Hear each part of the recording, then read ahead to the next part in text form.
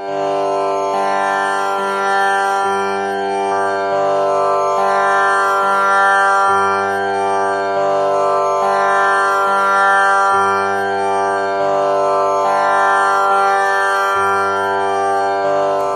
ರಾಮ. ಕರುಣ ರಸದ ಕೋಡಿ ಬರಿವ ಕಟಾಕ್ಷದ ಪರತತ್ವ ಬರುಪು ವಾಲಾಪದ ವರ ಪುಣ್ಯಮಯ ಶರೀರದ ನಿರಾಭಾರಿ ಗುರು ವಿರಲಿ ಎನ್ನ ಮಾನಸದಿ, ಆ ಸದ್ಗುರು ವಿರಲಿ ಎನ್ನ ಮಾನಸದಿ. ದೀರ್ಘ ಬಂಧು, ಗುರುವಾದವನು ದೀರ್ಘ ಬಂಧುವಾಗಿರ್ತಾನೆ. ಆ ಬಂಧ ಅಲ್ಪಕಾಲಿಕ ಅಲ್ಲ, ಅದು ದೀರ್ಘಕಾಲಿಕ ಅಥವಾ ಶಾಶ್ವತವಾಗಿರತಕ್ಕಂಥದ್ದು. ಎರಡು ಶಬ್ದಗಳಿವೆ, ಜೀವಮಾನ, ದೇಹಮಾನ. ಈಗ ಜೀವಮಾನ ಪರ್ಯಂತ ಎಂಬ ಶಬ್ದಕ್ಕೆ ನಿಜವಾದ ಅರ್ಥ ಏನು? ಸಾಮಾನ್ಯವಾಗಿ ಲೈಫ್ ಟೈಮ್ ಅನ್ನೋ ರೀತಿಯಲ್ಲಿ ಆ ಅರ್ಥ ಹೇಳುವಂಥದ್ದು ರೂಢಿಯಲ್ಲಿದೆ. ಆದರೆ ವಾಸ್ತವವಾಗಿ ಜೀವಮಾನ ಎಂಬ ಶಬ್ದಕ್ಕೆ ಅದಕ್ಕಿಂತ ದೊಡ್ಡ ಅರ್ಥ ಇದೆ. ಮೈಸೂರಿನ ಅಷ್ಟಾಂಗ ಯೋಗ ವಿಜ್ಞಾನ ಮಂದಿರದ ಶ್ರೀರಂಗ ಮಹಾಗುರುಗಳು ಈ ಜೀವಮಾನ ಎಂಬ ಶಬ್ದಕ್ಕೆ ದೀರ್ಘವಾದ ಅರ್ಥವನ್ನು ಹೇಳ್ತಾ ಇದ್ರು.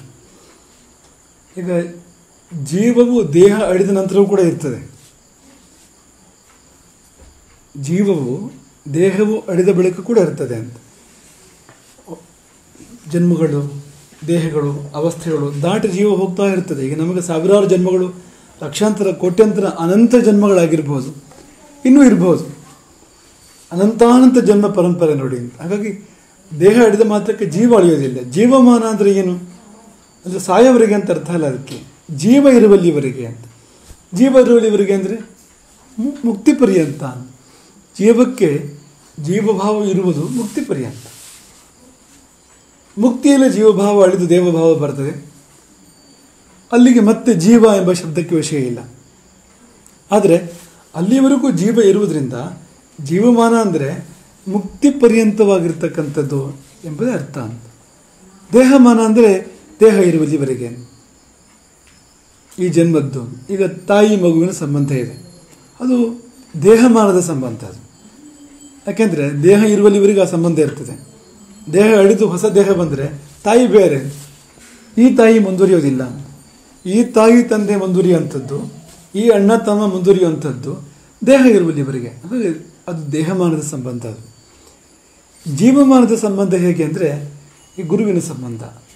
ದೇಹ ಅಳಿದರೂ ಕೂಡ ಆತ್ಮದೊಟ್ಟಿಗೆ ಗುರುವಿನ ಕಾರ್ಯ ಇರೋದ್ರಿಂದ ಆ ಸಂಬಂಧ ಮುಂದುವರಿಯುತ್ತದೆ, ಆ ಬಳಿಕವೂ ಕೂಡ ಮುಂದುವರಿಯುತ್ತದೆ.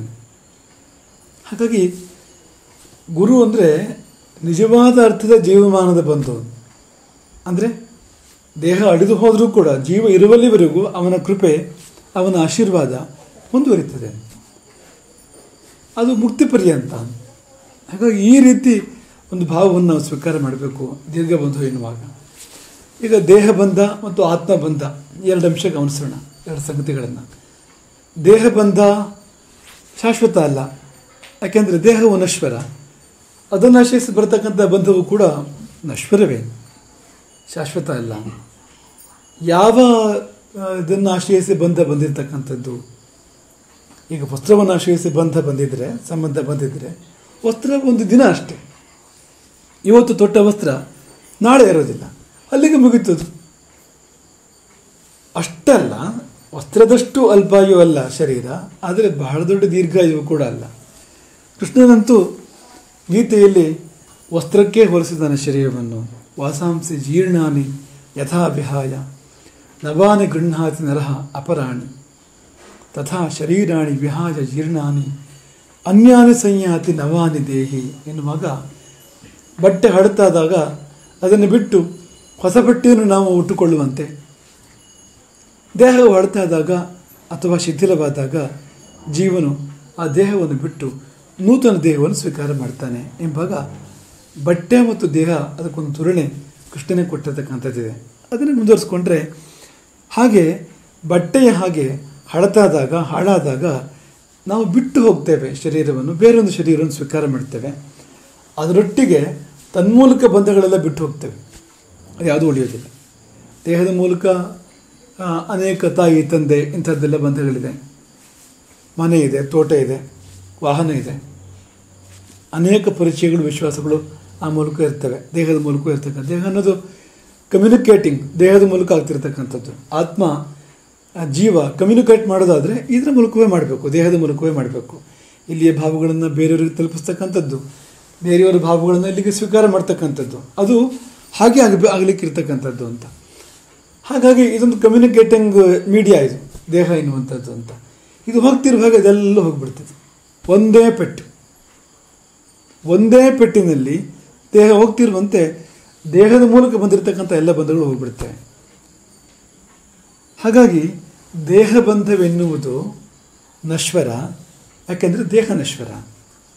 ಆತ್ಮಬಂಧವೆನ್ನುವುದು ಶಾಶ್ವತ, ಯಾಕೆಂದರೆ ಆತ್ಮ ಶಾಶ್ವತ. ಗುರು ಎಂಬವನು ಆತ್ಮಬಂಧು, ಆ ಬಂಧ ಆತ್ಮಬಂಧ. ಅದು ದೀರ್ಘಬಂಧ ಅನ್ನೋ ಶಬ್ದಕ್ಕೆ ಅರ್ಥ ಆದ್ವಿ. ಇದಕ್ಕಿಂತ ದೀರ್ಘ, ಎಷ್ಟು ದೀರ್ಘ ಅಂದರೆ ತುದಿ ಇಲ್ಲದಷ್ಟು ದೀರ್ಘ ಅಂತ. ಹಾಗಾಗಿ ಆ ಬಂಧ ತುಂಬ ಶಾಶ್ವತವಾಗಿರ್ತಕ್ಕಂಥದ್ದೊಂದು ಬಂಧ.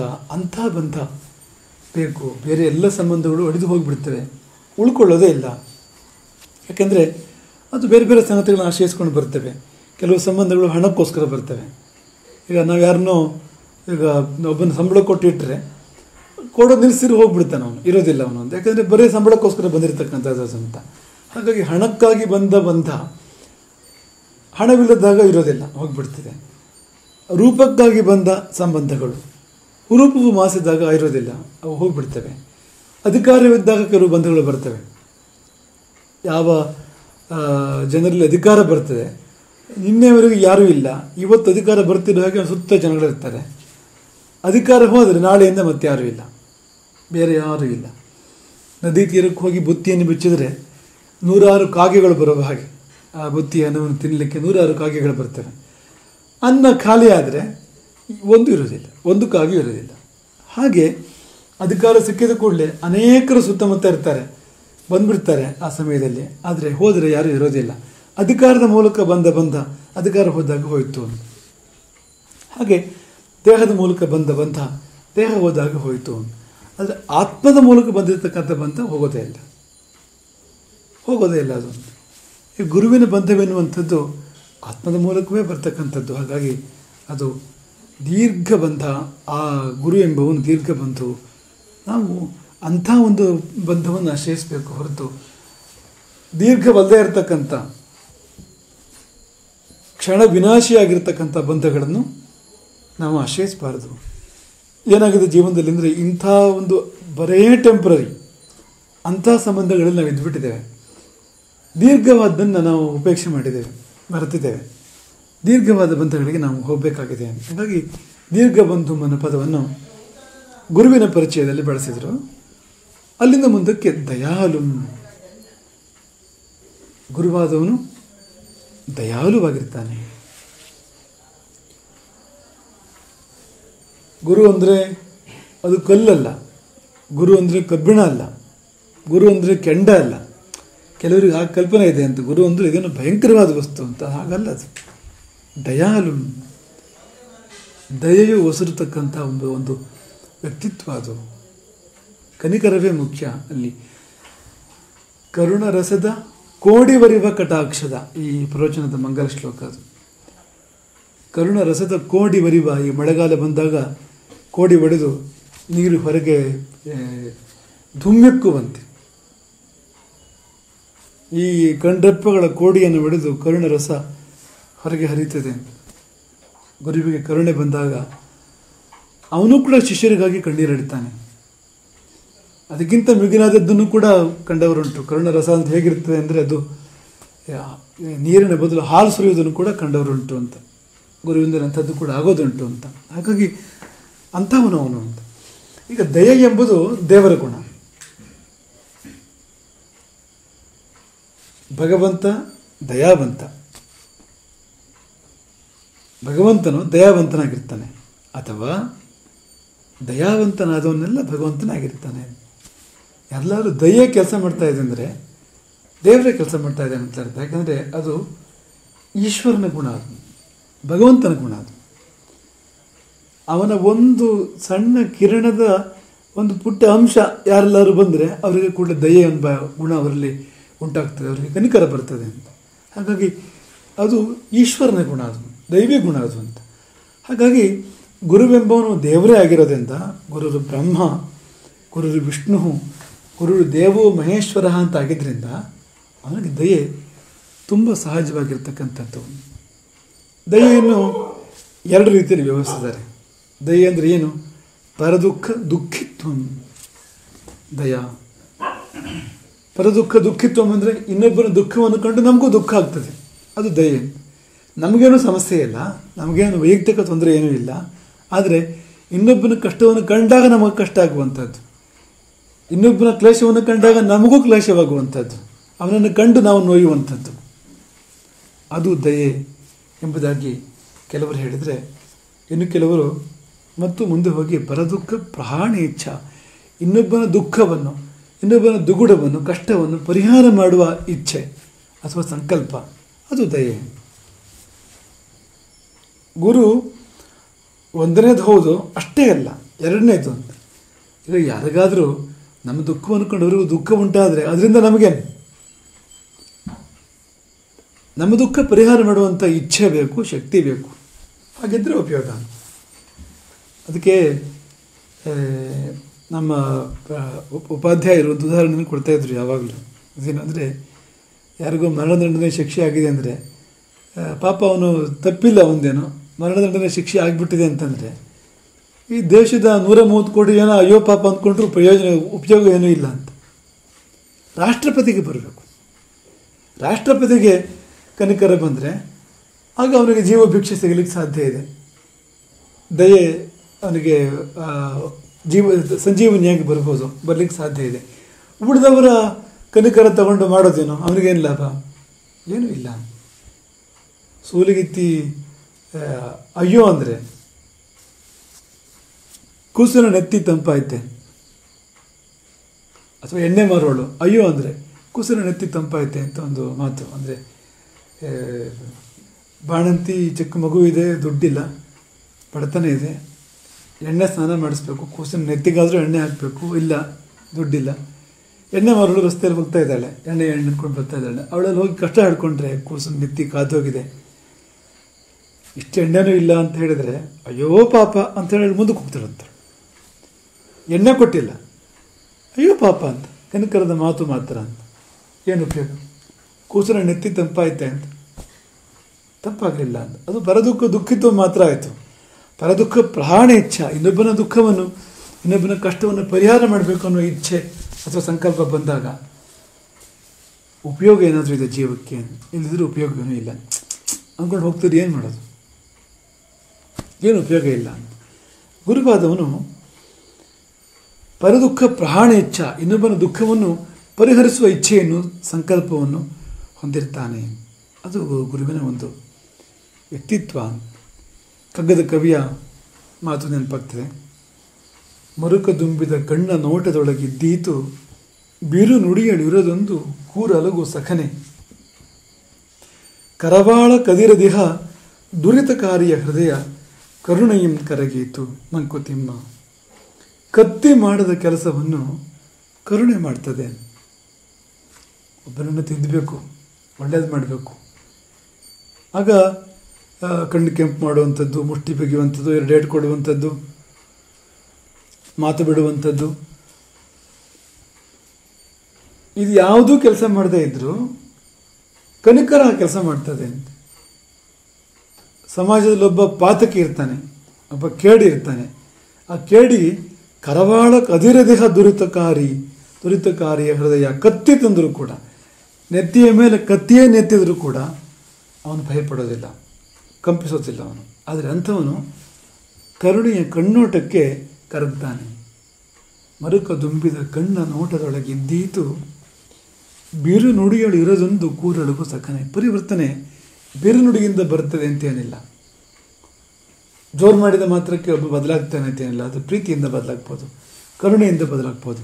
ಬದಲಾವಣೆ ಮಾಡುವ ಶಕ್ತಿ ಕರುಣೆಗೆ, ಪ್ರೀತಿಗೆ ಎಷ್ಟಿದೆಯೋ ಅದರ 100% ಕೂಡ ಈ ಬಿರುನುಡಿ ಅಥವಾ ಈ ದಂಡ ಅದಕ್ಕಿಲ್ಲ. ಹಾಗಾಗಿ ಗುರು ಎಂಬುವನು ಪರಿವರ್ತನಕಾರಿ. ಗುರು ಮಾಡುವಂಥದ್ದೇನು ಮುಖ್ಯವಾಗಿ ಜೀವನದಲ್ಲಿ ಪರಿವರ್ತನೆ ಅಂತ ತರ್ತಾನೆ. ಒಬ್ಬ ಕೇಡಿಗನ ಹೃದಯದ ಕೇಡನ್ನು ಇಲ್ಲವಾಗಿಸಿ ಎಲ್ಲಿ ಶುಭವಾದ ಒಂದು ಆವಿರ್ಭಾವ ಉಂಟಾಗುವಂತೆ ಮಾಡ್ತಾನೆ, ಬದಲಾವಣೆ ಮಾಡ್ತಾನೆ. ಕೆಟ್ಟವನನ್ನು ಒಳ್ಳೆಯವನನ್ನಾಗಿ ಮಾಡ್ತಾನೆ, ಒಳ್ಳೆಯವನನ್ನು ಇನ್ನೂ ಒಳ್ಳೆಯವನನ್ನಾಗಿ ಮಾಡ್ತಾನೆ. ದಾನವನನ್ನು ಮಾನವನನ್ನಾಗಿ, ಮಾನವನನ್ನು ಮಾಧವನನ್ನಾಗಿ ಪರಿವರ್ತನೆ ಮಾಡ್ತಾನೆ. ಈ ಪರಿವರ್ತನೆ ಮಾಡಬೇಕಾದ್ರೆ ಅವನಿಗೆ ಕರುಣೆಯೇ ಮಾಧ್ಯಮ, ಪ್ರೀತಿಯೇ ಮಾಧ್ಯಮ, ಅವನಿಗೆ ವಾತ್ಸಲ್ಯವೇ ಮಾಧ್ಯಮ. ಅದು ಮಾಡ್ತದೆ ಕೆಲಸವನ್ನು. ಈಗ ಭೀತಿಯಿಂದಲೂ ಪರಿವರ್ತನೆ ಬರಬಹುದು, ಪ್ರೀತಿಯಿಂದಲೂ ಪರಿವರ್ತನೆ ಬರಬಹುದು. ಭೀತಿಯಿಂದ ಬರುವಂಥದ್ದು ತಾತ್ಕಾಲಿಕ. ಭೀತಿಗೆ ಕಾರಣವಾಗಿರುವ ಸಂಗತಿ ಹೋಗಿಬಿಟ್ರೆ ಆ ಪರಿವರ್ತನೆ ಹೋಗಿಬಿಡ್ತದೆ. ನಮ್ಮ ಚಿಕ್ಕ ವಯಸ್ಸಲ್ಲಿ ನೆನಪು, ಮಲಗಬೇಕು ಅಂತ ಒತ್ತಾಯ ಇರ್ತಿತ್ತು. ಚಿಕ್ಕ ವಯಸ್ಸಲ್ಲಿ ದೊಡ್ಡವ್ರದ್ದು ಒತ್ತಾಯ ಇರ್ತಿತ್ತು, ಮಧ್ಯಾಹ್ನ ಮೇಲೆ ಎಷ್ಟೊತ್ತಿಗೆ ಮಲಗಬೇಕು ಅಂತ. ಮಕ್ಕಳಿಗೆ ಮಲಗಲಿಕ್ಕೆ ಸಮಾಧಾನ ಇರೋದಿಲ್ಲ ನೋಡಿ. ಇವರಿಗೆ ಕುಣಿಬೇಕು, ಆಡಬೇಕು, ಓಡಬೇಕು, ಹಾರಬೇಕು ಇಂಥದ್ದು ಇಷ್ಟ ಇರ್ತದೆ. ಅದಕ್ಕೆ ಏನು ಮಾಡ್ತಿದ್ದು ಅಂದರೆ ಮಲಗಿಸಿ ಮೇಲೆ ಒಂದು ಬಾರ್ಕೋಲ್ ಇಡುವಂಥದ್ದು ಅಂತ, ಅದು ನೋಡ್ತಾ ಮಲಗುವಂತಾನೆ, ಎದ್ದರೆ ಅದು ಅಂತ. ಈ ಭೀತಿ ಎಷ್ಟು ಕಾಲ ಕೆಲಸ ಮಾಡ್ತದೆ? ಸ್ವಲ್ಪ ಬಾರ್ಕೋಲ್ ಆ ಕಡೆ ಹೋದರೆ ಮತ್ತೆ ಅದರ ಪರಿಣಾಮ ಏನು ಇರೋದಿಲ್ಲ. ಅಥವಾ ಬಾರ್ಕೋಲಿನ ಜನ ಇಲ್ಲದೇ ಇದ್ರೆ ಹತ್ತಿರ ಎಲ್ಲಿಯೋ ಎಲ್ಲ ಚಟುವಟಿಕೆ ಪ್ರಾರಂಭ ಆಗ್ತದೆ ಅಂತ. ಭೀತಿಯಿಂದ ಆಗುವ ಪರಿವರ್ತನೆ ತಾತ್ಕಾಲಿಕ, ಶಾಶ್ವತವಲ್ಲ. ಪ್ರೀತಿಯಿಂದ ಆಗುವಂಥದ್ದು ಶಾಶ್ವತ ಅಂತ. ಹಾಗೆ ಭೀತಿಯಿಂದ ಬಾಹ್ಯ ಪರಿವರ್ತನೆ ಆಗ್ತದೆ, ಆಂತರಿಕ ಪರಿವರ್ತನೆ ಆಗ್ತದೆ ಅಂತೇನಿಲ್ಲ. ಭಯದಿಂದ ಪರಿವರ್ತನೆ ಆದರೆ ಹೇಗಿರ್ತದೆ ಅದು ಅಂತಂದರೆ, ಭಯಕ್ಕಾಗಿ ಬಾಹ್ಯವಾಗಿ ಬದಲಾವಣೆಗಳು ಮಾಡ್ಕೊಳ್ತಾನೆ. ಒಳಗಿಂದ ರೋಷ ಇರ್ತದೆ, ಅಥವಾ ಒಳಗಿಂದ ಅಸಮಾಧಾನ ಇರ್ತದೆ, ಅಸಂತೋಷ ಇರ್ತದೆ, ಇಷ್ಟ ಇಲ್ಲ. ಆದರೆ ಹೆದರಿ ಬದಲಾವಣೆಯನ್ನು ಬಾಹ್ಯವಾಗಿ ಮಾಡ್ಕೊಂಡಿರ್ತಾನೆ ಅಂತ. ಯಾವತ್ತೂ ಅವಕಾಶ ಸಿಕ್ಕಿದ್ರೂ ಒಳಗಿನ ತನ್ನತನ ಹೊರಗೆ ಬಂದ್ಬಿಡ್ತದೆ ತಾನೇ. ಯಾಕೆಂದರೆ ಇದು ಕೇವಲ ಬಾಹ್ಯ ಪರಿವರ್ತನೆ, ಇದು ಆಳ ಇಲ್ಲ. ಅದಕ್ಕೆ ಆಂತರಿಕ ಪರಿವರ್ತನೆಗೆ ಆಳ ಇರ್ತದೆ, ಮನಸ್ಸಿನ ಆಳದವರೆಗೂ ಹೋಗಿರ್ತದೆ. ಇದು ಅಂಥದ್ದಲ್ಲ ಅಂತ. ಹಾಗಾಗಿ ಎಷ್ಟೋ ಸತಿ ರಾಜಶಾಸ್ತ್ರಗಳು ಅವು ಭಯವನ್ನು ಉಂಟು ಮಾಡಿ ಎಷ್ಟೋ ಕೆಲಸವನ್ನು ಮಾಡಿಸಲಿಕ್ಕೆ ಪ್ರಯತ್ನ ಪಡ್ತವೆ. ಅದು ಎಲ್ಲಿವರೆಗೆ ಇರ್ತದೋ ಅಲ್ಲಿವರೆಗೆ ಮಾತ್ರ ಪರಿವರ್ತನೆ ಇರ್ತದೆ. ಅದು ಹೋಗ್ತಿದ್ದಾಗೆ ಪರಿವರ್ತನೆ ಹೋಗ್ಬಿಡ್ತದೆ. ನಿಜವಾದ ಪರಿವರ್ತನೆ ಬರಬೇಕಾದ್ರೆ ಅದು ಪ್ರೀತಿಯಿಂದ ಬರಬೇಕು, ಕರುಣೆಯಿಂದ ಬರಬೇಕು, ವಾತ್ಸಲ್ಯದಿಂದ ಬರಬೇಕು. ಹಾಗಾಗಿ ಗುರುವಿಗೆ ವಾತ್ಸಲ್ಯವೇ ಅಸ್ತ್ರ, ಬ್ರಹ್ಮಾಸ್ತ್ರ, ದಯೆಯೇ ಮಹಾಸ್ತ್ರ. ಹಾಗೆ ನೋಡಿದರೆ ದಯೆಯೊಂದು ಅಲ್ಲ ಅಂದರೆ ಗುರು ಯಾಕೆ ಶಿಷ್ಯನಿಗೆ ಒಳ್ಳೇದು ಮಾಡಲಿಕ್ಕೆ ಮುಂದೆ ಬರಬೇಕು? ಗುರುವೆಂಬುದು ತುಂಬಿದು ಕೂಡ, ಅಲ್ಲಿ ಕೊರತೆ ಏನೂ ಇಲ್ಲ. ಶಿಷ್ಯನಿಂದ ಆಗಬೇಕಾಗಿರುವಂಥದ್ದು ಏನಿಲ್ಲ ಗುರುವಿಗೆ. ಹಾಗಿದ್ರೂ ಕೂಡ ಶಿಷ್ಯನಿಗೆ ಒಳ್ಳೇದು ಮಾಡಲಿಕ್ಕೆ ಒಬ್ಬ ಗುರು ಪ್ರಯತ್ನ ಮಾಡ್ತಾನೆ ಅಂದರೆ ಅದಕ್ಕೇನು ಕಾರಣ? ದಯೆಯೇ ಕಾರಣ. ದಯೆ ಒಂದು ಅಲ್ದಿದ್ರೆ ಗುರು ಸ್ವಯಂ ಪೂರ್ಣ. ಅವನ್ಯಾಕೆ ಶಿಷ್ಯನ ತಂಟೆಗೆ ಬರಬೇಕು? ಪರಮ ಕಾರುಣಿಕೇನ ಮುನಿನ ಅಂತಲೇ ಎಲ್ಲ ಶಾಸ್ತ್ರಗಳು ಪ್ರಾರಂಭ ಆಗ್ತವೆ. ಪರಮ ಕರುಣೆಯಿಂದ ಧನ್ವಂತರಿ ಆಯುರ್ವೇದವನ್ನು, ಅಥವಾ ಗೌತಮರು ನ್ಯಾಯವನ್ನು, ಕಣಾದರು ವೈಶೇಷಿಕವನ್ನು, ವ್ಯಾಸರು ವೇದಾಂತವನ್ನು, ಈ ಶಾಸ್ತ್ರಗಳನ್ನು ಪ್ರಾರಂಭ ಮಾಡುವಾಗ ಪರಮ ಕಾರುಣಿಕರಾಗಿ ಆ ಕೆಲಸವನ್ನು ಮಾಡಿದರು. ಅವರಿಗೇನಾಗಬೇಕಾದಿಲ್ಲ. ಅವರು ತತ್ವಜ್ಞರು, ಅವರು ಸತ್ಯದರ್ಶಿಗಳು, ಅವ್ರಿಗೆ ಕೆಲಸ ಆಗೋಗಿದೆ, ಗುರಿ ಮುಟ್ಟಿದ್ದಾರೆ ಅವರು. ಆದರೆ ಉಳಿದವರ ಮೇಲಿನ ಕನಿಕರದಿಂದ ಅವರು ಲೋಕಕ್ಕೆ ಶಾಸ್ತ್ರಗಳನ್ನು ಕೊಟ್ಟರು ಎನ್ನುವಾಗ ನಮಗೆ ಅರ್ಥ ಆಗಬೇಕು ಏನಪ್ಪ ಗುರುವಿನ ವ್ಯಕ್ತಿತ್ವ ಅಂತ. ಹಾಗಾಗಿ ಮರುಕ ತುಂಬಿದ ಕಣ್ಣ ನೋಟದೊಳಗೆ ಇದ್ದೀತು ಬಿರು ನುಡಿಯೊಳಿದೊಂದು ಕೂರ ಅಲಗು ಸಖನೆ ಕರವಾಳ ಕದಿರ ದೇಹ ದುರಿತಕಾರಿಯ ಹೃದಯ ಕರುಣೆಯಂ ಕರಗೀತೋ ಮಂಕುತಿಮ್ಮ. ಆ ಚೇಳು ಮತ್ತು ಸಂತನ ಕಥೆಯನ್ನು ನೆನಪು ಮಾಡ್ಕೊಳ್ತೇವೆ ಈ ಸಂದರ್ಭದಲ್ಲಿ. ತುಂಬ ಸೂಕ್ತವಾಗಿರುವಂಥದ್ದು ಅದು. ಸಂತನೋರ್ವ ನದಿಯ ಸ್ನಾನ ಮಾಡ್ತಾ ಇದ್ದ. ಅನತಿ ದೂರದಲ್ಲಿ ಅವನ ದೃಷ್ಟಿ ಒಂದು ಚೇಳಿನ ಮೇಲೆ ಹರಿಯಿತು. ಅದು ಮುಳುಗ್ತಾ ಇತ್ತು, ನೀರಿನಲ್ಲಿ ಮುಳುಗ್ತಾ ಇತ್ತು ಚೇಳು. ಅದು ಸಂತನಿಗೆ ಕರುಣೆ ಉಂಟಾಯಿತು. ಅದೇ ದಯಾಲು, ಅವರಿಗೆ ಸಹಜ ಅದು ಅಂತ. ಮುಳುಗುವ ಚೇಳನ್ನು ಕಂಡು ಕನಿಕರ ಉಂಟಾಯಿತು. ಸಾಮಾನ್ಯ ಮನುಷ್ಯನಿಗೆ ಕನಿಕರ ಉಂಟಾಗೋದಿಲ್ಲ, ಮುಳುಗಲಿ ಅದು ಅಂತ. ಚೇಳನ್ನು ಗೋವು ಮುಳುಗ್ತಾ ಇದ್ರೂ ಅದ್ರ ಬಗ್ಗೆ ಗಮನ ಕೊಡದಿರ್ತಕ್ಕಂಥ ಭೂಪತಿಗಳಿರ್ತಾರೆ. ಚೇಳಿನ ಬಗ್ಗೆ ಏನು ತಲೆ ಕೆಡಿಸ್ಕೊಳ್ಳೋರು ಎಷ್ಟು ಜನ ಸಿಗ್ತಾರೆ. ಆದರೆ ಸಂತನ ಹೃದಯ ಅಲ್ಲಿ ಎಲ್ಲರ ಬಗ್ಗೆ ಕರುಣೆ ಇದೆ. ಒಳ್ಳೆಯವರ ಬಗ್ಗೆ ಮಾತ್ರ ಅಲ್ಲ, ಪಾಪಿಗಳ ಮೇಲೂ ಕೂಡ ಕರುಣೆ ಇದೆ. ಅಲ್ಲಿ. ಹಾಗಾಗಿ ಚೇಳನ್ನು ಕಂಡಾಗ ಸಂತನ ಹೃದಯದಲ್ಲಿ ಕರುಣ ರಸದ ಉದ್ಗಮ ಉಂಟಾಯಿತು. ಸಂತ ಚೇಳನ್ನು ಸಮೀಪಿಸಿ ಚೇಳನ್ನು ಹಿಡ್ಕೊಂಡು ಎತ್ತಿ ಚೇಳನ್ನು ನೀರಿನಿಂದ ಮೇಲೆತ್ತಿ ದಡದ ಕಡೆ ಹೊರಟ. ಕಚ್ಚಿತು ಚೇಳು, ಬುದ್ಧಿ ಅದರದ್ದು, ಕೈಗೆ ಕಚ್ಚಿತು.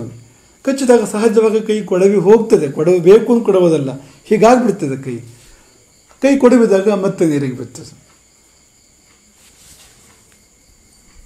ಸಂತರಿಗೆ ಮತ್ತೆ ಅಯ್ಯೋ ಅಂತ ಅನ್ನಿಸ್ತು, ಪಾಪ ಮುಳುಗಿ ಸಾಯ್ತದೆ ಅಂತ, ನನಗೆ ಕಚ್ಚಿದೆ ಈಗ ಅಂತ ಅನ್ನೋ ಭಾವ ಬರಲಿಲ್ಲ, ಅದರ ಬದಲು ಕನಿಕರಿವೆ ಬಂತಂತೆ ಮತ್ತೆ.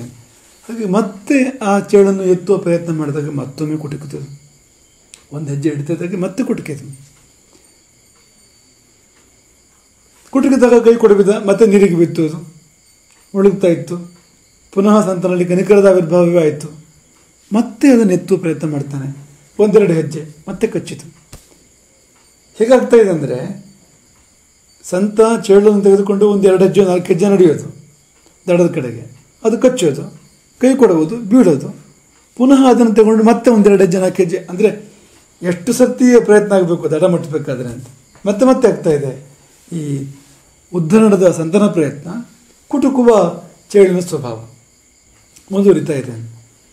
ಅಂತೂ ಇಂತೂ ದಡಕ್ಕೆ ಎತ್ತಿ ಹಾಕುವಾಗ ಯಾರೋ ಕೇಳಿದಂತೆ, ಅಲ್ಲ ಒಂದು ಸಾರಿ ನೀವು ಅದನ್ನ ಎತ್ತೋ ಪ್ರಯತ್ನ ಮಾಡಿದರೆ ಒಪ್ಬೋದು, ಆದರೆ ಕಚ್ಚಿದಾಗ ಮತ್ತೆ ನೀವು ಅದನ್ನು ಬಚಾವ್ ಮಾಡೋ ಪ್ರಯತ್ನ ಮಾಡ್ತಾ ಇದ್ದೀರಲ್ಲ, ಇದನ್ನೇನು ಮೂರ್ಖತನ ಅಂತ ಕರಿಬೇಕು, ಏನಂತ ಕರಿಬೇಕು ಎಂಬುದಾಗಿ ಯಾರೋ ಸಂತರನ್ನು ಆಕ್ಷೇಪಿಸಿದಾಗ ಆ ಸಂತರು ಹೇಳಿದ್ರಂತೆ, ನೋಡಿ ಚೇಳಿನದು ಸ್ವಭಾವ, ಕುಟುಕುವಂಥದ್ದು ಚೇಳಿನ ಸ್ವಭಾವ, ಅದು ತನ್ನ ಕೆಲಸ ಮಾಡ್ತಾ ಇದೆ, ತಪ್ಪೇನೂ ಮಾಡ್ತಾ ಇಲ್ಲ ಅದು. ಯಾಕೆಂದರೆ ತನ್ನ ಸ್ವಭಾವಕ್ಕೆ ಅನುಸಾರವಾಗಿ ನಡ್ಕೊಳ್ತಾ ಇದೆ ಅದು. ಈಗ ಹರಿಯುವುದು ನೀರಿಗೆ ಸ್ವಭಾವ ಅಂದಾಗೆ, ಉರಿಯುವುದು ಬೆಂಕಿಗೆ ಸ್ವಭಾವ, ಬೀಸುವುದು ಗಾಳಿಗೆ ಸ್ವಭಾವ ಅಂತ ಹಾಗೆ ಕುಟುಕುವುದು ಕಚ್ಚುವುದು ಅದರ ಸ್ವಭಾವ ಚೇಳಿನದ್ದು. ಅದು ಅದೇ ಕೆಲಸ ಮಾಡ್ತಾ ಇದೆ. ಅದು ಸತ್ತರೂ ನೀರಿನಲ್ಲಿ ಮುಳುಗಿ ಸಾಯ್ತಾ ಇದ್ರೂ ಕೂಡ ತನ್ನ ಸ್ವಭಾವ ಬಿಟ್ಟಿಲ್ಲ ಅದು ಚೇಳು. ಏನೋ ಒಂಚೂರು ನೋವಾಯಿತು ಅಂತ ನನ್ನ ಸ್ವಭಾವ ಬಿಡಬೇಕಾ? ಕುಟುಕುವುದು ಅದರ ಸ್ವಭಾವ ಆದರೆ ಕರುಣೆ ನನ್ನ ಸ್ವಭಾವ, ಕನಿಕರ ನನ್ನ ಧರ್ಮ, ನನ್ನ ಗುಣ. ಸತ್ತೇ ಹೋಗುವ ಸಮಯದಲ್ಲೂ ಕೂಡ ತನ್ನ ಸ್ವಭಾವ ಬಿಟ್ಟಿಲ್ಲ ಅದು. ಒಂಚೂರು ಒಂದು ಕೈಗೆ ನೋವಾಯಿತು ಅನ್ನೋ ಕಾರಣಕ್ಕೆ ನಾನು ನನ್ನ ಸ್ವಭಾವವನ್ನು ಬಿಡಬೇಕಾ? ನಾನು ಹೇಗೆ ಬಿಡಲಿ?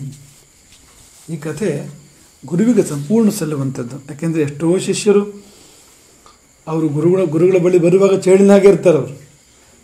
ಅವರನ್ನು ಸರಿಪಡಿಸೋ ಪ್ರಯತ್ನ ಮಾಡಿದ್ರೆ ಗುರುವಿಗೂ ಕಚ್ಚುತ್ತಾರೆ, ಅವರು ಕಚ್ಚುತ್ತಾನೆ ಇರ್ತಾರೆ. ಮತ್ತು ಒಂದು ಸಾರಿ ಕಚ್ಚೋದು 2 ಸಾರಿ ಕಚ್ಚೋದು ಅಂತಲ್ಲ, ಸರಿಪಡಿಸುವ ಪ್ರಯತ್ನ ಮಾಡಿದಂತೆ ಅವರು ಕಚ್ಚುತ್ತಾನೆ ಇರ್ತಾರೆ.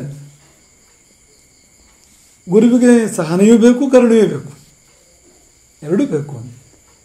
ಇಲ್ಲಾಂದರೆ ಅವ್ರನ್ನ ಉಳಿಸ್ಕೊಳ್ಳೋಕೆ ಸಾಧ್ಯ ಇಲ್ಲ, ಅವ್ರನ್ನ ಉದ್ಧಾರ ಮಾಡೋಕ್ಕೂ ಕೂಡ ಸಾಧ್ಯ ಇಲ್ಲ ಅಂತ. ಹಾಗಾಗಿ ಈ ಕಥೆ ತುಂಬ ಗುರುವಿಗೆ ಹೊಂದುವಂಥದ್ದು. ಪ್ರಪಂಚದ ಎಷ್ಟೋ ಗುರುಗಳು ತಮ್ಮ ಶಿಷ್ಯರಿಂದ ಚೇಳಿನಿಂದ ಹೇಗೂ ಹಾಗೆ ಕಚ್ಚಿಸ್ಕೊಂಡಿದ್ದಾರೆ. 1-2 ಬಾರಿ ಅಲ್ಲ, ಹಲವು ಬಾರಿ ಕಚ್ಚಿಸ್ಕೊಂಡಿದ್ದಾರೆ. ಈಗಲೂ ಕೂಡ ತಾಯಿಗೆ ಒದೀತದೆ, ಹೊಟ್ಟೆಯ ಒಳಗೆ ತಾಯಿಗೆ ಒದೀತದೆ. ಮಗು ಹೊಟ್ಟೆ ಒಳಗಿದ್ದಾಗಲೇ, ಹುಟ್ಟಿದ ಮೇಲೂ ಮಗು ಅದೇ ಕೆಲಸ ಮಾಡ್ತದೆ. ಕೂದಲು ಹಿಡಿದು ಹಿಡಿತದೆ, ಕಚ್ಚುತ್ತದೆ, ಒದೀತದೆ, ಬೇಡದ ಶಬ್ದಗಳನ್ನು ಹೇಳ್ತದೆ. ಕೆಲವು ಬಾರಿ ಬೆಳೆದು ನಿಂತ ನಂತರ ಆ ಮಗ ಏನು ಮಾಡ್ತಾನೋ, ಕೆಲವು ಸಾರಿ ತಾಯಿಯನ್ನು ಊಟ ವಸ್ತ್ರದ ಹೊರಗೆ ಹಾಕೋರು ಉಂಟು, ಊಟ ವಸ್ತ್ರ ಕಿತ್ಕೊಂಡು ಹೊರಗೆ ಹಾಕೋರು ಉಂಟು, ಹೊಟ್ಟೆಗೆ ಹಾಕ್ತಿರೋರುಂಟು, ತಾಯಿ ಮೇಲೆ ಕೈ ಮಾಡೋರುಂಟು. ಹೀಗೆ ಗುರುವಿನ ವಿಷಯದಲ್ಲೂ ಕೂಡ ಆಗ್ತಾ ಇರ್ತದೆ. ಗುರುವಿಗೆ ಉದ್ಧಾರ ಮಾಡೋ ಕೆಲಸ ಇರೋದ್ರಿಂದ, ಅದು ಅದಕ್ಕೆ ಅರ್ಥ ಆಗದೆ ಇರೋದ್ರಿಂದ, ಆ ಜೀವಕ್ಕೆ ಅರ್ಥ ಆಗದೆ ಇರೋದ್ರಿಂದ ಬದಲಾವಣೆ ಕಷ್ಟ. ನೋಡಿ, ಯಾರಿಗಾದರೂ ಕೂಡ ಬದಲಾವಣೆ ಆಗೋದಂದರೆ ಇಷ್ಟವೇ ಇರೋದಿಲ್ಲ. ಇದ್ದಾಗ ನಾನು ಇರಬೇಕು ಅನ್ನೋ ಪ್ರಯತ್ನ, ತನ್ನ ಉಳಿಸ್ಕೊಳ್ಳೋ ಪ್ರಯತ್ನ ಇರ್ತದೆ. ಹಾಗಾಗಿ ಬದಲಾವಣೆ ಮಾಡೋ ಪ್ರಯತ್ನ ಬಂದ ತಕ್ಷಣ ಪ್ರೊಟೆಸ್ಟ್ ಬಂತು, ವಿರೋಧ ಬಂತು, ವಿಷ ಕಕ್ಕುವಂಥದ್ದು, ಆಗ ಕಚ್ಚುವಂಥದ್ದು ನಡೀತದೆ.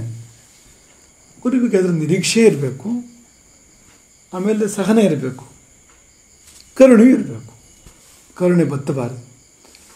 ಬೇರೆಯವರಾದರೆ 1 ಸಾರಿ ನೋಡ್ತಾರೆ, 2 ಸಾರಿ ನೋಡ್ತಾರೆ, ಬಿಟ್ಟು ಹೋಗ್ತಾರೆ. ಆದರೆ ಗುರು ಮಾತ್ರ ಜೊತೆಗೇ ಇರ್ತಾನೆ. ಕೊನೆಗೂ ಅವನ ಕನಿಕರ, ಅವನ ಕರುಣೆ ಗುರುವಿನ ಶರೀರ ಶಾಂತವಾದರೂ ಕೂಡ, ಅಥವಾ ಶಿಷ್ಯನಿಗೆ ಬೇರೆ ಜನ್ಮ ಬಂದು ದೇಹ ಕಳೆದು ಬೇರೆ ಜನ್ಮ ಬಂದರೂ ಕೂಡ ಗುರುವಿನ ಕರುಣೆ ಅದು ಹಿಂಬಾಲಿಸ್ತಾ ಇರ್ತದೆ ಜೀವವನ್ನು. ಜನ್ಮಗಳು ದಾಟಿ, ಲೋಕಗಳನ್ನು ದಾಟಿ ಬೇರೆ ಬೇರೆ ಕಡೆಗೆ ಜೀವ ಸಂಚಾರ ಮಾಡ್ತಾ ಇದ್ರು ಕೂಡ ಈ ಗುರು ಕರುಣೆಯಿಂದ ಒಟ್ಟಿಗೆ ಹೋಗ್ತಾ ಇರ್ತದೆ.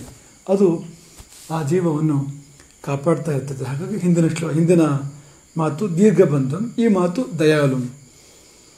ದೀರ್ಘಕಾಲಕ್ಕೆ ಈ ದಯೆ ಮುಂದುವರೆದು ಹೋಗ್ತಾ ಇರ್ತಕ್ಕಂಥದ್ದು. ಭಾವಗಳು ಸ್ಥಿರವಾಗಬೇಕು. ಗುರುವಾದವನಿಗೆ ಭಾವಗಳು ಸ್ಥಿರವಾಗಬೇಕು. ಈಗ ಗುರುವಿಗೆ ಪರಮಾತ್ಮನಲ್ಲಿ ಸ್ಥಿರವಾದ ಭಕ್ತಿ ಇದ್ದ ಕಾರಣವೇ ಅವನು ಸಾಕ್ಷಾತ್ಕಾರವನ್ನು ಪಡೆದು ಗುರುವಾಗಿರ್ತಾನೆ. ಯಾವುದೇ ಭಾವಗಳು ಸ್ಥಿರವಾಗದೇ ಇದ್ದರೆ ಅವನು ಗುರುವಾಗೋದಿಲ್ಲ, ಸಾಧನೆಯೂ ಕೂಡ ಸಾಧ್ಯ ಇಲ್ಲ ಭಾವಗಳು ಸ್ಥಿರವಾಗದೆ.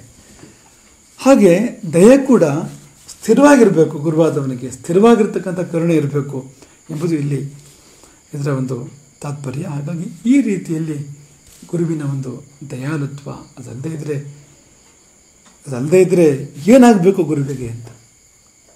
ಆತ್ಮಕಾಮ, ಆಪ್ತಕಾಮ ಗುರುವಾಗಿರ್ತಕ್ಕಂಥವನು, ಅವನಿಗೆ ಆಗಬೇಕಾದ್ದೇನಿಲ್ಲ ಈ ಪ್ರಪಂಚದಿಂದ. ಲೋಕ ಸಂಗ್ರಹವೊಂದನ್ನು ಬಿಟ್ಟರೆ ಆಗಬೇಕಾದ್ದೇನೇನೂ ಇಲ್ಲ ಅಂತ. ಹಾಗಾಗಿ ಅಂತಹ ಒಂದು ಅವ್ಯಾಜ ಕಾರುಣ್ಯ ಅಂತ, ಅದು ವ್ಯಾಪಾರ ಅಲ್ಲ, ಅದು ಅವ್ಯಾಜ ಕಾರುಣ್ಯ ಅಂದರೆ ನಿಮಿತ್ತ ಬೇಡ ಅದಕ್ಕೂ ಅಂತ. ಕರುಣೆಗೆ ಕಾರಣ ಬೇಕು ಅಂತಿಲ್ಲ, ಅಕಾರಣ ಕರುಣೆ ಅದು. ಕಾರಣ ಯಾಕೆ ಬೇಡ ಅಂದರೆ ಕಾರಣ ಇದ್ದು ಬರುವ ಕರುಣೆ ಕಾರಣದ ಜೊತೆಗೆ ಹೋಗಿಬಿಡ್ತದೆ ಅಂತ. ಯಾವುದೊಂದು ನಿಮಿತ್ತದಿಂದ ಬಂದ ಕರುಣೆ ನಿಮಿತ್ತ ಹೋದಾಗ ಹೋಗಿಬಿಡ್ತದೆ. ತಾರ್ಕಿಕರು ಹೇಳ್ತಾರೆ, ಈಗ ಒಂದು ಘಟಕ್ಕೆ ಯಾವುದು ಕಾರಣ ಅಂದರೆ ಘಟಕ್ಕೆ 2 ಕಪಾಲಗಳು ಕಾರಣ ಅಂತ ಹೇಳ್ತಾರೆ. ಅಂದರೆ ಗಡಿಗೆ ಮಾಡಬೇಕಾದ್ರೆ, ಮಣ್ಣಿನ ಗಡಿಗೆ ಮಾಡಬೇಕಾದ್ರೆ ಕಪಾಲಗಳನ್ನು 2 ಭಾಗವಾಗಿ ಮೊದಲು ಮಾಡ್ಕೊಡ್ತಾರೆ, ಅದನ್ನು ಆಮೇಲೆ ಕೂಡಿಸ್ತಾರೆ ಅದನ್ನು. ಹಾಗಾಗಿ 2 ಆ ಭಾಗಗಳೇನಿದೆ ಅವೇ ಕಾರಣ ಘಟವಾಗೋದಕ್ಕೆ, ಗಡಿಗೆ ಆಗೋದಕ್ಕೆ ಅಂತ. ಹಾಗಾಗಿ ಅದು ಹೋದರೆ ಇದು ಹೋಯಿತು ಅಂತ.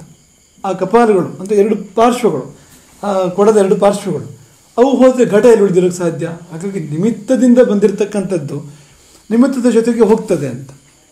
ಗುರುವಿನ ಕರುಣೆ ಅಂಥದ್ದಲ್ಲ, ಯಾಕೆಂದರೆ ಹೋಗುವಂಥದ್ದಲ್ಲ, ಯಾಕೆಂದರೆ ಅದು ಅವ್ಯಾಜ ಕಾರುಣ್ಯ, ನಿಮಿತ್ತವಿಲ್ಲದೆ ಬಂದಿರತಕ್ಕಂಥ ಒಂದು ಕನಿಕರ. ಹಾಗಾಗಿ ಅದು ಹಾಗೆ. ಹಾಗಾಗಿ ಗುರು ಅಂತ ನಿಮಗೆ ಗೊತ್ತಾಗಬೇಕಾದ್ರೆ ಈ ಲಕ್ಷಣಗಳಿಂದ ಗೊತ್ತಾಗ್ತದೆ. ಆ ಒಂದು ಕನಿಕರ, ತಡೆಯಿಲ್ಲದೆ ಹರಿತಕ್ಕಂಥ ಒಂದು ಕರುಣೆ, ಅದರಿಂದಾಗಿ ಗುರುವಿನ ಗುರುತ್ವ ನಮಗೆ ಅನುಭವಕ್ಕೆ ಬರ್ತಕ್ಕಂಥದ್ದು. ಹಾಗಾಗಿ ದೀರ್ಘ ಬಂಧುವಾಗಿರ್ತಾನೆ ಗುರುವಾದವನು, ದಯಾಳುವಾಗಿರ್ತಾನೆ. ಮುಂದಿನದು ಸ್ಖಾಲಿತ್ಯೇ ಶಾಸಿತಾರಂ, ತುಂಬ ಮುಖ್ಯವಾಗಿರ್ತಕ್ಕಂಥದ್ದು. ಇದರ ವಿವರಣೆಯನ್ನು ಮುಂದಕ್ಕೆ ನೋಡೋಣ. ಸ್ಖಾಲಿತ್ಯೇ ಶಾಸಿತಾರಂ ಅಂತಂದರೆ ತಪ್ಪಿದಾಗ ತಿದ್ದುವವನು. ಇದು ಬಹಳ ಮುಖ್ಯವಾಗಿರ್ತಕ್ಕಂಥದ್ದು. ತಪ್ಪಿದಾಗ ತಿದ್ದುವವನು. ಈಗ ಜ್ಯೋತಿಷಿಗಳ ಬಗ್ಗೆ ಒಂದು ನಿಯಮ ಇದೆ, ಜ್ಯೋತಿಷಿ ದೋಷವನ್ನು ಹೇಳಬೇಕು ಅಂತ.